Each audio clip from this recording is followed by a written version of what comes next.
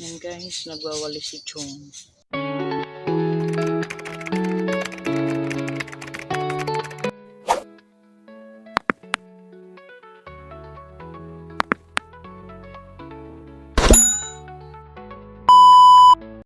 Hi guys! Welcome to my channel, Florenda's Vlog.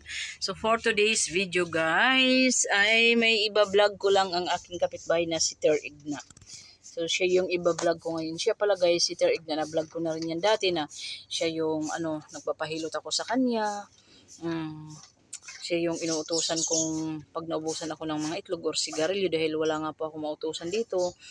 Dahil nga po yung mga anak ko ay estudyante, yung panganay ko nag-asawa na, yung pangatlo ko ay estudyante. So ako lang mag-isa ditong naiiwan sa bahay guys. So si Ter Igna talaga nagiging katuwang ko. Siya yung madalas at mabilis kong mautusan. So ipapakita ko sa inyo guys kung anong ginagawa niya ngayon, no? Pagpasensyahan nyo na ang ating hitsura. Wala na namang suklay si Florinda. Tamad magsuklay. Narito na guys, ililipat na natin ang camera. Papakita ko na sa inyo si Chong, si Ter Igna pala. Ter kasi ang tawag ko sa kanya.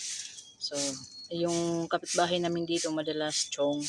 Pero ako kasi simula kabataan ko, yun na yung nakasanayan ko na Ter Igna. Kasi sa mga Bisaya dyan guys, shout out sa inyo. Ewan ko ba yung tawagang Ter? Yung parang parang kapatiran. Basta hindi ko ma-explain kung basta madalas pag sa probinsya, Ter, yung mga ganun. Ter, bakit nga ba Ter no ang probinsya, Ter, no? Ha? Ang probinsya ba, nganong Ter may tawagan pag di mo kilala, Ter? Oo. Ngano ka ha, no?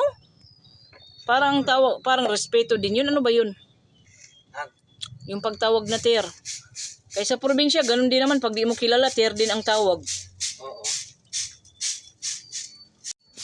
So, yan po si Ter Igna, guys, no?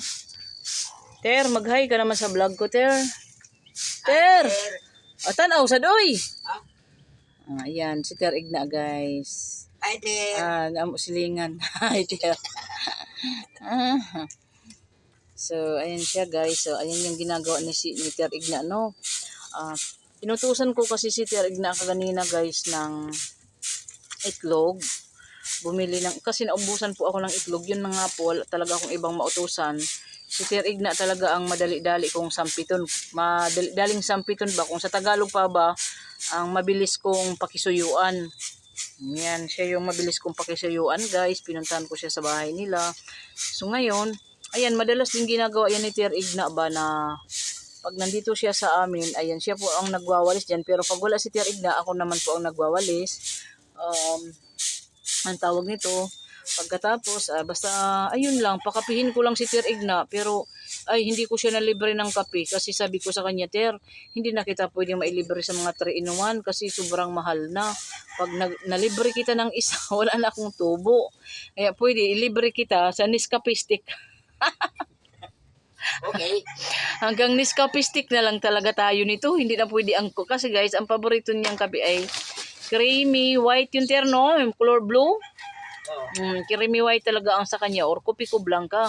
Yun naman mga kape na yan, ayun ang pinakamahal. So, kumbaga guys, nagkino-report muna ako kay Ter Igna kasi nga po, yung tindahan ko ngayon ay nagre-recover pa lang.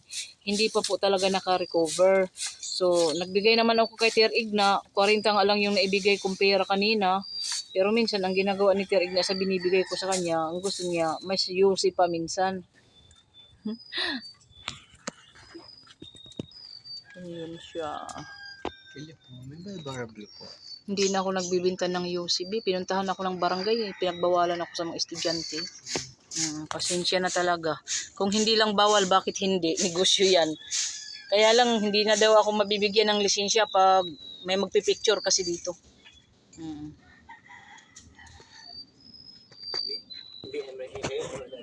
Hindi, yung beer permit ba?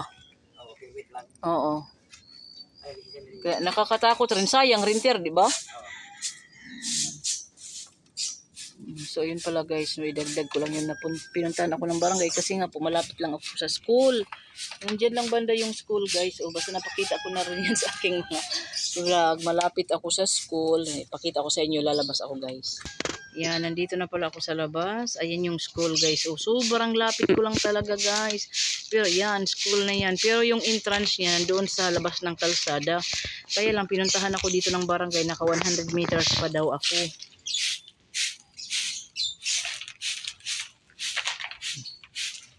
Labas-butas eh. O di na bawas-bawasan yung kalat ko guys. O malinis na. Kasi guys, dito talaga sa tapat ng tindahan ko.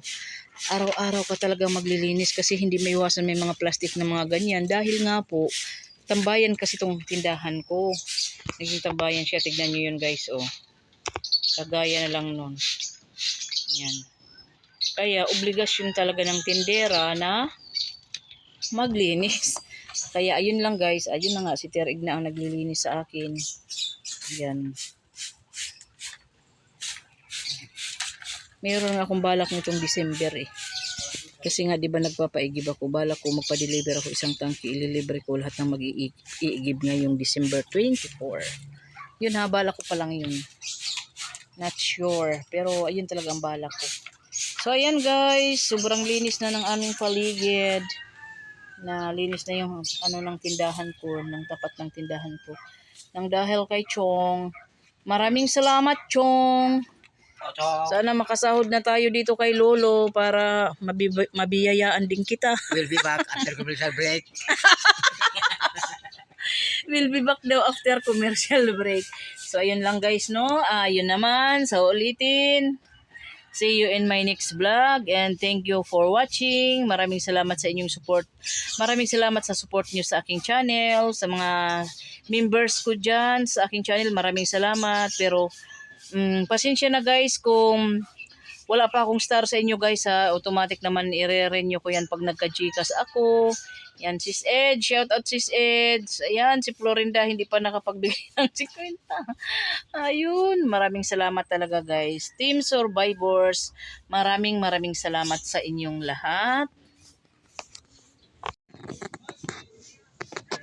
So, ayun lang po guys. Ayan guys, yung mga estudyante na mga dumadaan.